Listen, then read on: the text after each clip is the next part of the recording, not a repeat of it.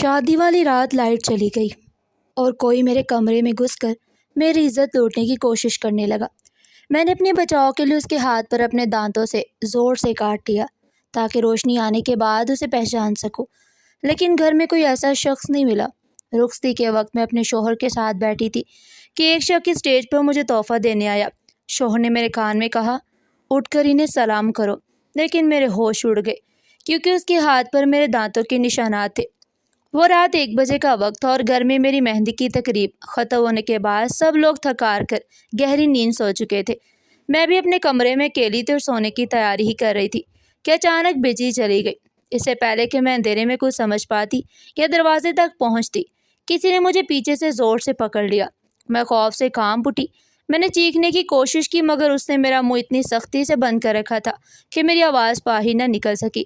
اندھیرے میں اس کا چہرہ نظر نہیں آ رہا تھا مگر اس کے ارادے انتہائی خطرناک محسوس ہو رہے تھے۔ اس نے مجھے بستر کی طرف دھکیلنے کی کوشش کی۔ میں نے پوری طاقت سے مزاحمت کی۔ میرے ہاتھ پاؤں بے قابو ہو کر چل رہے تھے۔ اسی کشمکش میں میرا منہ تھوڑا سا آزاد ہوا تو میں نے فوراً اس کے بازو پر اپنے دانت کاٹ دیے۔ وہ فوراً کمرے سے بھاگ گیا۔ میں زمین پر گر کر دیر تک روتی رہی اور ساری رات خوف میں گزری۔ میرا وجود مسلسل کانپتا رہا اور دل بے چین تھا۔ مجھے سمجھ نہیں آ رہا تھا کہ وہ کون تھا اور گھر کے اندر کیسے آیا۔ میرا نام نورین ہے اور میں ایک متوسط گھرانے کی پڑھی لکھی لڑکی ہوں۔ شعیب میرے تایا کے اکلوتا بیٹا تھا جس کے والدین اس کے بچپن میں ایک حادثے میں وفات پا گئے تھے۔ اس وقت وہ بہت چھوٹا تھا، اسی میرے والدین نے اسے اپنے پاس رکھ لیا۔ اسے کبھی یتیمی کا احساس نہیں ہونے دیا۔ انہوں نے اسے اپنے بیٹے کی طرح پالا اور اس کی ہر خواہش پوری کی۔ میں نے اسے ہمیشہ اپنا بڑا بھائی سمجھا اور وہ بھی مجھ پر بہت شفقت کرتا تھا۔ ہم دونوں ساتھ پڑھے اور گھر میں اس کی رائے کو بہت اہمیت دی جاتی تھی۔ میری شادی شامیر نامی ایک تعلیم یافتہ اور شریف لڑکے سے طے ہوئی تھی جو نہایت ہی خوبصورت اور خوش اخلاق تھا۔ میں اپنی نئی زندگی کے آغاز کے لیے بہت خوش تھی۔ وہ مجھ سے بے حد محبت کرتا تھا اور ہماری منگنی کو 6 مہینے گزر چکے تھے۔ ان مہینوں میں ہماری لمبی باتیں ہوتی رہیں اور اس نے ہمیشہ مجھے خوش رکھنے کی کوشش کی۔ میں اللہ کا شکر ادا کرتی تھی کہ مجھے ایسا شریک حیات ملا۔ شادی کے دن گھر میں خوشی کا سماں تھا۔ رشتہ داروں کا ہجوم تھا، ہر کوئی تیاریوں میں مصروف تھا۔ شعیب تمام انتظامات بڑی ذمہ داری سے سنبھال رہا تھا۔ وہ صبح سے رات تک مہمانوں کی خدمت سے لے کر دیگر کاموں تک ہر چیز دیکھ رہا تھا۔ اس کے چہرے پر تھکن کے باوجود مسکراہٹ تھی۔ میرے والدین بھی اس سے بہت خوش تھے اور اس کے لیے دعائیں کر رہے تھے۔ ابا جان ہر آنے والے سے فخر سے کہتے کہ اگر شعیب نہ ہوتا تو وہ یہ سب ذمہ داریاں نہ سنبھال پاتے۔ مجھے اندازہ ہی نہیں تھا کہ اسی خوشی بھرے ماحول میں میرے ساتھ ایسا خوفناک واقعہ پیش آئے گا۔ اگلی صبح میرے لیے عذاب بن گئی تھی۔ میں اندر سے ٹوٹ چکی تھی اور ہر آواز سے ڈر رہی تھی۔ میری آنکھیں سوجی ہوئی تھی مگر میں نے یہ بات اپنی ماں کو نہیں بتائی کیونکہ وہ دل کی مریض آتی اور میں انہیں پریشان نہیں کرنا چاہتی تھی۔ شادی میں صرف 2 دن ہی باقی تھے۔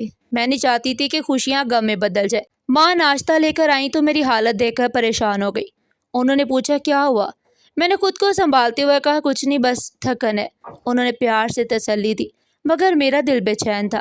میں ہر شخص کے ہاتھ کو غور سے دیکھ رہی تھی کہ کہیں دانتوں کا نشان نظر آ جائے۔ میں مختلف بہانوں سے لوگوں کے قریب جاتی اور ان کے بازو دیکھتی۔ گرمی کی وجہ سے سب نے آستینیں چڑھا رکھی تھی جس سے مجھے دیکھنے میں آسانی ہو رہی تھی۔ میں نے سب کے ہاتھ دیکھے مگر کوئی واضح نشان نہیں ملا۔ میرا خوف بڑھتا ہی چلا جا رہا تھا کہ وہ شخص کون تھا جو گھر کے اندرونی حصوں سے واقف تھا۔ اسی دوران شامیر اور اس کے گھر والے رسموں کے لیے آئے مگر اب میں اتنی خوفزدہ ہو چکی تھی کہ مجھے ان پر شک بھی ہونے لگا تھا۔ ڈرائنگ روم میں سب لوگ جمع تھے اور ہنسی مذاق کے ساتھ رسم ادا کی جا رہی تھی۔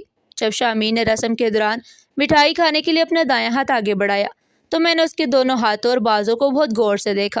اس کے ہاتھ بالکل صاف اور بے داغ تھے، ان پر کوئی زخم خراش یا دانتوں کا کوئی نشان نہیں تھا۔ یہ دیکھ کر مجھے کچھ سکون ملا اور میں نے گہرا سانس لیا۔ شامیر نے میری طرف محبت بھری مسکراہٹ کے ساتھ دیکھا اور آہستہ سے پوچھا کیا ہوا نورین، تم اتنی پریشان کیوں لگ رہی ہو؟ میں نے نظر چرا کر کہا کچھ نہیں شامیر، بس تھکن اور نیند کی کمی ہے۔ اس نے تسلی دی کہ تھوڑا وقت اور پھر تم آرام کر لینا۔ مگر میرے دل کا مسئلہ حل نہیں ہوا تھا اور وہ رات کا درندہ کون تھا، یہ سوال میرے اندر موجود تھا۔ آخر کار میں زندگی کا اہم دن یعنی شادی کا دن آ گیا۔ بیوٹیشین مجھے شہر کے ایک بہترین سیلون میں دلہن کے روپ میں سجا رہی تھی۔ اس نے مجھے نہایت ہی خوبصورت سرخ جوڑا پہنایا اور بھاری زیورات سے آراستہ کیا۔ تیار ہونے کے بعد جب میں نے آئینے میں خود کو دیکھا تو مجھے خوش ہونا چاہیے تھا مگر میرے دل پر ایک بھاری بوجھ تھا جو میرے خیالات پر مکمل طور پر چھایا ہوا تھا۔ میں نے وہیں بیٹھ کر دل میں فیصلہ کیا کہ رخصتی کے بعد جب میں شمیر کے ساتھ اکیلی ہوں گی تو میں اسے سب سچ بتا دوں گی۔ میں کسی جھوٹ کی بنیاد پر اپنی نئی زندگی شروع نہیں کرنا چاہتی تھی۔ مجھے ڈر تھا کہ وہ یہ سب سن کر مجھے چھوڑ دے گا یا مجھ سے نفرت کرنے لگے گا، مگر میں اس کے خلوص کے ساتھ بے ایمانی نہیں کر سکتی تھی۔ اسی دوران میری امی پارلر کے کمرے میں آئیں اور مجھے دلہن کے روپ میں دیکھ کر ان کی آنکھوں میں خوشی کے آنسو آ گئے۔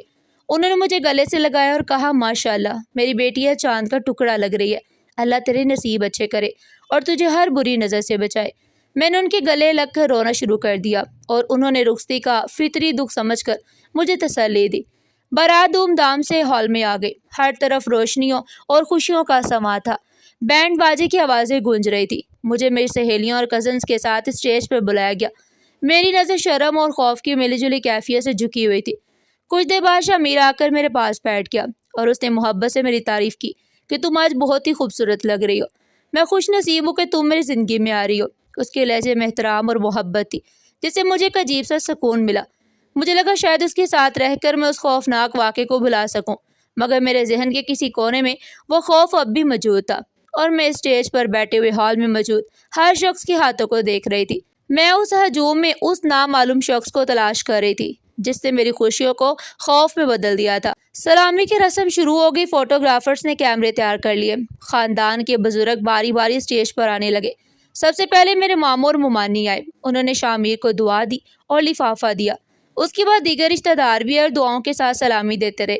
میں ہر ایک کے ہاتھ کو غور سے دیکھتی رہی، مگر مجھے وہ نشان کہیں نظر نہیں آیا۔ تمام مرد اسٹیج پر آتے رہے، کوئی مبارکباد دیتا، کوئی مذاق کرتا۔ شامیر سب کو خوش دلی سے جواب دے رہا تھا۔ ایک کزن نے مذاق میں کہا، اب آپ کو ہماری بہن کے نخرے اٹھانے پڑیں گے، اور شامیر نے مسکرا کر کہا، مجھے یہ نخرے منظور ہیں۔ اس خوشگوار ماحول میں بھی میں شدید بے چینی میں مبتلا تھی۔ میں نے ہر شخص کے ہاتھ دیکھ لیے مگر وہ نشان کہیں بھی نہیں ملا۔ میں اندر سے تھک چکی تھی اور میری امید ختم ہونے لگی تھی۔ مجھے لگا شاید وہ شخص باہر سے آیا تھا جو موقع پا کر گھر میں داخل ہوا اور فرار ہو گیا۔ یہ سوچ کر مجھے مزید بے چینی ہونے لگی کہ اگر وہ کوئی اجنبی تھا تو میں اسے کبھی تلاش کیسے کر پاؤں گی، اور وہ خوفناک راز ہمیشہ کے لیے ایک راز ہی رہ جاتا۔ اسی کشمکش اور ذہنی اذیت کے دوران ہال کے داخلی دروازے کی طرف سے میرا منہ والا بھائی شعیب مسکراتا ہوا اسٹیج کی طرف بڑھا۔ اس نے ایک نہایت خوبصورت اور قیمتی سیاہ رنگ کی شیروانی پہن رکھی تھی۔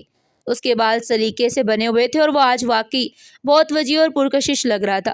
خاندان کی کئی لڑکیوں کی نظر اسی پر جمی ہوئی تھی۔ اس کے چہرے پر ایک بڑی اور بظاہر مخلص مسکراہٹ تھی اور وہ لوگوں سے ہاتھ ملاتا ہوا ہماری طرف آ رہا تھا۔ میرے والدین اسٹیج کے قریب کھڑے تھے اور اسے دیکھ کر خوشی سے بھر گئے۔ ابا جان نے فخر سے کہا، دیکھو میرا بیٹا آج کتنا پیارا لگ رہا ہے۔ اس نے اکیلے پوری شادی کا بوجھ اٹھایا، اگر یہ نہ ہوتا نا تو میں یہ سب نہ کر پاتا۔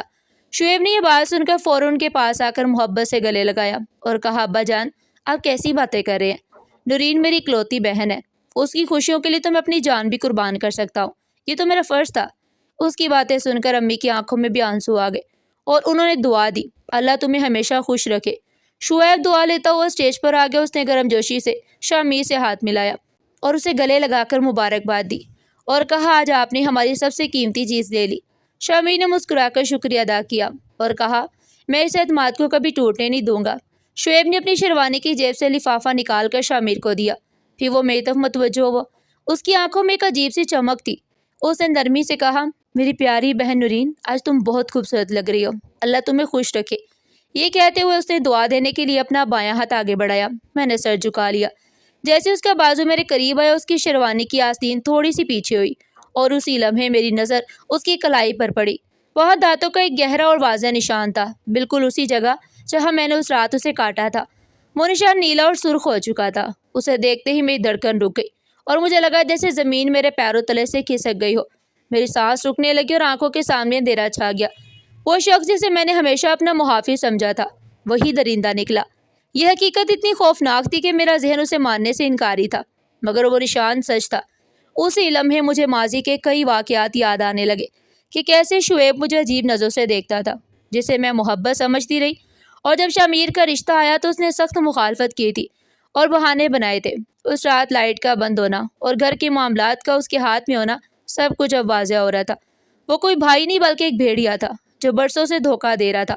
اس کا ہاتھ اب بھی میرے سر پر تھا اور وہ مسکرا رہا تھا، مگر اب اس کی مسکراہٹ مجھے زہریلی لگ رہی تھی۔ مجھے اسے شدید نفرت محسوس ہونے لگی اور میرا جسم کانپنے لگا۔ میں نے فوراً اس کا ہاتھ جھٹک کر پیچھے ہٹ گئی اور صوفے سے لگ گئی۔ میرا چہرہ زرد ہو چکا تھا اور آنکھوں میں خوف بھر گیا تھا۔ شعیب ایک لمحے کو چونکا مگر پھر اس نے خود کو سنبھال لیا اور مجھے ایسے دیکھا جیسے وہ سب کچھ جانتا ہو اور مجھے چیلنج کر رہا ہو۔ شمیم نے میری حالت محسوس کی اور فکر مندی سے پوچھا، کیا ہوا نورین؟ مگر میں کچھ کہنے کے قابل نہیں تھی۔ میرے ہونٹ کانپ رہے تھے اور آنکھوں میں آنسو بھر آئے تھے۔ میں نے بمشکل کہا، میری طبیعت ٹھیک نہیں ہے۔ رخصتی کا وقت قریب آ گیا اور حال میں اداسی پھیل گئی۔ میں اپنے والدین سے لپٹ کر رو رہی تھی مگر میرے آنسو صرف جدائی کے نہیں تھے، اس میں خوف اور درد شامل تھا۔ میں اس بات پر بھی رو رہی تھی کہ میں اپنے معصوم والدین کو ایک ایسے زہریلے انسان کے ساتھ چھوڑ کر جا رہی تھی جو کسی بھی وقت انہیں نقصان پہنچا سکتا تھا۔ میرے ابا جان میرے سر پر ہاتھ پھیرتے ہوئے رو رہے تھے اور کہہ رہے تھے، میری بچی آج ہمیں چھوڑ کر جا رہی ہے، لیکن تو فکر نہ کرو، تمہارا بھائی شعیب ہمارے پاس ہے، وہ ہمارا بہت خیال رکھے گا۔ ابا جان کی باتیں سن کر میرا دل خون کے آنسو رو رہا تھا۔ میں اندر ہی اندر چیخ رہی تھی کہ ابا جان، آپ جسے اپنا بیٹا و فخر سمجھ رہے ہیں وہ ایک غلیظ اور گھٹیا انسان ہے جس نے آپ کی عزت کو رونے کی کوشش کی تھی۔ میں اپنی امی کو گلے لگا کر سب کچھ سچ بتا دینا چاہتی تھی، لیکن میرے سامنے سینکڑوں مہمانوں کا مجمع تھا اور مجھے علم تھا کہ اگر میں نے اس وقت یہ بات ظاہر کر دی تو میری ماں یہ صدمہ برداشت نہیں کر پائیں گی اور میرے والد کی عزت جو انہوں نے ساری زندگی کمائی تھی وہ سب کے سامنے خاک میں مل جاتی۔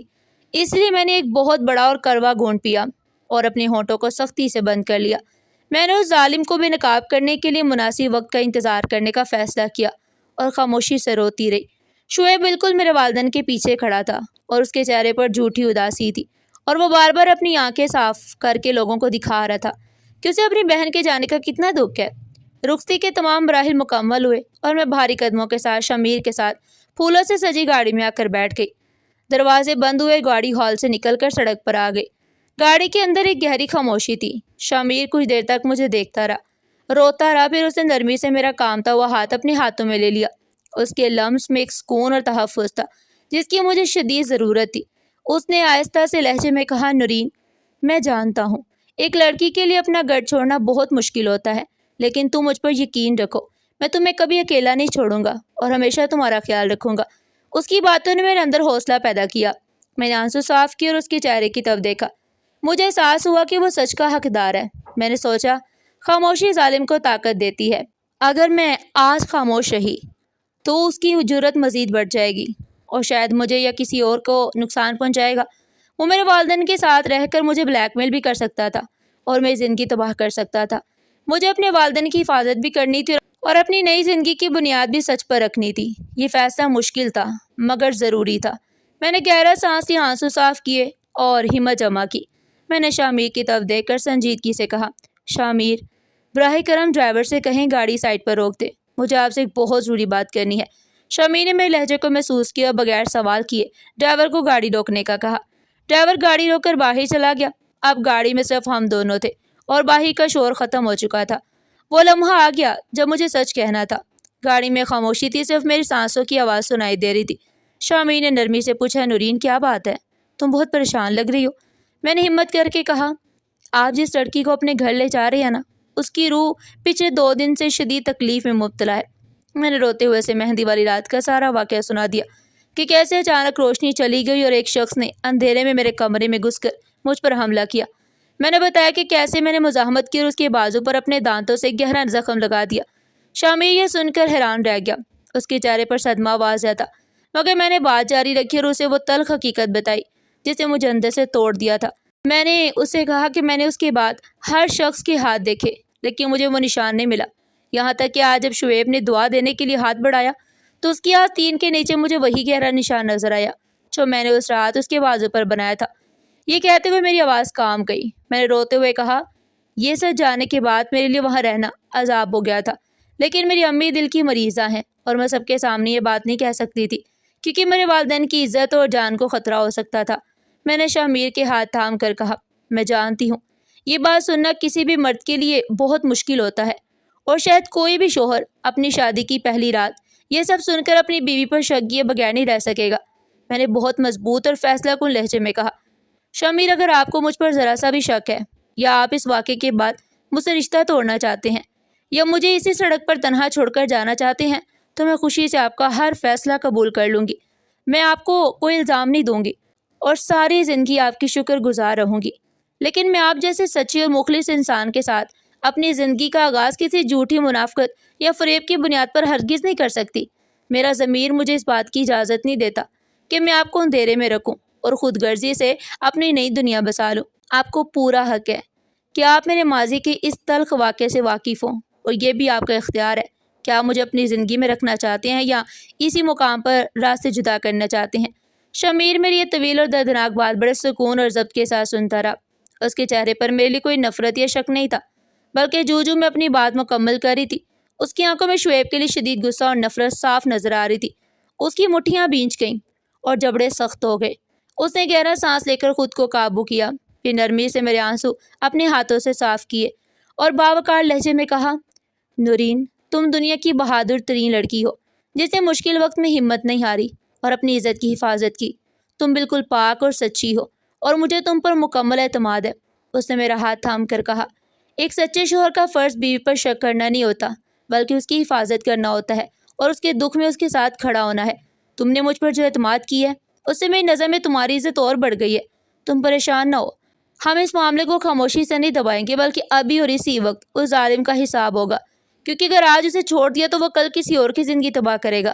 اس کی باتوں نے میرے دل کا خوف کم کر دیا اور مجھے لگا جیسے مجھے ایک محفوظ سہارا مل گیا ہو۔ شامی نے فوراً ڈرائیور کو آواز لگائی اور کہا، گاڑی واپس اسی ہال کی طرف لے چلو۔ ڈرائیور نے بغیر سوال کیے گاڑی موڑ لی۔ گاڑی واپس جاتے ہی میرا دل پھر تیزی سے دھڑکنے لگا، کیونکہ مجھے معلوم تھا کہ اب ایک بڑا طوفان آنے والا ہے۔ شامی نے میرا ہاتھ مضبوطی سے تھامے رکھا، جیسے وہ مجھے یقین دلا رہا ہو کہ وہ میرے ساتھ ہے۔ چند منٹوں میں ہم دوبارہ ہال کے دروازے پر پہنچ گئے۔ ہال کی رونق کم ہو چکی تھی، زیادہ تر مہمان جا چکے تھے۔ اندر صرف قریبی رشتہ دار، والدین اور شعیب موجود تھا، جو کیٹرنگ والوں سے حساب کتاب کر رہا تھا۔ شمی نے گاڑی رکتے ہی دروازہ کھولا، میرا ہاتھ تھام کر مجھے اپنے ساتھ اندر لے گیا۔ سب لوگ ہمیں واپس آتا دیکھ کر حیران رہ گئے۔ ہال میں خاموشی چھا گئی۔ میرے والدین گھبرا کر ہماری طرف آئے۔ امی نے کانپتی آواز میں پوچھا، کیا ہوا؟ سب خیریت ہے؟ نورین کیوں رو رہی ہے؟ تم لوگ واپس کیوں آ گئے ہو؟ میرے والدین کی حالت دیکھ کر میرا دل ٹوٹ رہا تھا، مگر میں خاموش رہی، کیونکہ اب شامیر کو سچ بیان کرنا تھا۔ شامیر نے میرے والدین کی طرف ادب سے دیکھا اور کہا، ابا جان، آپ پریشان نہ ہو، میری اور نورین کی زندگی بالکل ٹھیک ہے، لیکن اس گھر میں ایک ایسا ناسور موجود ہے جسے آج اور ابھی جڑ سے اکھاڑنا ضروری تھا۔ اسی لیے ہم واپس آئے ہیں، تاکہ آپ کی آنکھوں پر بندھی اس منافق کی پٹی کھول سکے۔ یہ کہتے ہی شمیر نے اپنا رخ شعیب کی طرف کیا، جو کچھ فاصلے پر کھڑا یہ سب حیرت سے دیکھ رہا تھا۔ شمیر تیزی سے اس کے پاس گیا اور اس کی آنکھوں میں شدید غصہ تھا۔ اس نے بغیر کوئی موقع دیے اس کا بایاں بازو مضبوطی سے پکڑا اور ایک جھٹکے سے اس کی آستین اوپر کر دی۔ اس کے بازو پر موجود گہرا نیلا نشان سب کے سامنے آ گیا، جو اس کی درندگی کی گواہی دے رہا تھا۔ شمیر کی گرج دار آواز پورے ہال میں گونج اٹھی۔ اس نے میرے والد کی طرف دیکھ کر کہا، ابا جان، آپ جسے اپنا فخر اور بیٹا سمجھتے رہے، یہ وہ گندا سانپ ہے جو آپ کی آستین میں پل رہا ہے۔ اس نے رات کے اندھیرے میں آپ کی بیٹی کی عزت پر حملہ کرنے کی کوشش کی۔ یہ نشان اس بات کی گواہی ہے کہ نورین نے اپنی حفاظت کرتے ہوئے اسے کاٹا تھا۔ میں اپنی بیوی کو اس کے سائے سے بچانے اور آپ کو اس کی حقیقت دکھانے کے لیے واپس آیا ہوں۔ شعیب کا چہرہ زرد ہو گیا، اس کے ماتھے پر پسینہ آ گیا اور گھبرا کر بہانے بنانے لگا اور کہنے لگا، یہ سب غلط فہمی ہے، یہ نشان مجھے کام کرتے ہوئے لگا تھا۔ میں نورین کو بہن سمجھتا ہوں، لیکن اس کی باتوں پر کوئی بھی یقین نہیں کر رہا تھا، کیونکہ سچ سب کے سامنے تھا۔ میرے ابا جان پر جیسے قیامت ٹوٹ پڑی۔ ان کے قدم لڑکھڑا گئے اور وہ کچھ لمحوں کے لیے خاموش ہو گئے، پھر ان کے اندر شدید غصہ بھر گیا۔ انہوں نے آگے بڑھ کر زور سے شعیب کے منہ پر تھپڑ مارا، جس کی آواز پورے ہال میں گونج اٹھی۔ ان کی آنکھوں میں غصہ تھا اور انہوں نے کہا، تو نے میری محبت کا یہ صلہ دیا؟ نکل جا میرے گھر سے اور دوبارہ کبھی اپنی یہ منحوس شکل نہ دکھانا۔ انہوں نے اسے دھکے دے کر ہال سے باہر نکال دیا۔ شعیب ذلت کا مجسمہ بن چکا تھا اور اس کے پاس کوئی راستہ نہیں تھا۔ حال میں خاموشی چھا گئی، مگر اب اس میں سکون تھا۔ میری امی روتے ہوئے میرے پاس آئیں اور مجھے گلے لگا لیا۔ وہ بار بار مجھے چومتی رہیں، کہتی رہیں کہ تم بہت بہادر ہو، کہ تم نے یہ سب برداشت کیا۔ ابا جان بھی میرے پاس آئے اور میرے سر پر ہاتھ رکھ کر کہا، بیٹا، مجھے معاف کر دو، میں انسان کو پہچان نہیں سکا، مگر مجھے فخر ہے کہ تمہیں ایک سچا شوہر ملا ہے۔ شامی نے احترام سے ان کے ہاتھ چومے اور کہا، آپ خود کو قصوروار نہ سمجھے، آپ نے نیکی کی ہے۔ ہم نے سب سے آنسو بھری مسکراہٹ کے ساتھ رخصتی لی۔ میں نے شامیر کا ہاتھ تھاما اور ہم دونوں ایک مضبوط اور سچے رشتے کے ساتھ اپنے نئے گھر کی طرف روانہ ہو گئے، جہاں ہمارے لیے محبت، اعتماد اور ایک روشن مستقبل ہمارا منتظر تھا۔ ناظرین، آپ کو ہماری آج کی یہ کہانی کیسی لگی؟ کمنٹ سیکشن میں اپنی قیمتی رائے کا اظہار ضرور کیجیے گا، اور اس طرح کی مزید سبق آموز کہانیاں سننے کے لیے چینل کو سبسکرائب کریں، ویڈیو کو لائک کریں اور زیادہ سے زیادہ شیئر کریں۔ پھر ملتے ہیں ایک نئی اور سبق آموز کہانی کے ساتھ۔ تب تک کے لیے اپنا اور اپنے پیاروں کا بہت سارا خیال رکھیے گا۔ شکریہ۔ اللہ حافظ۔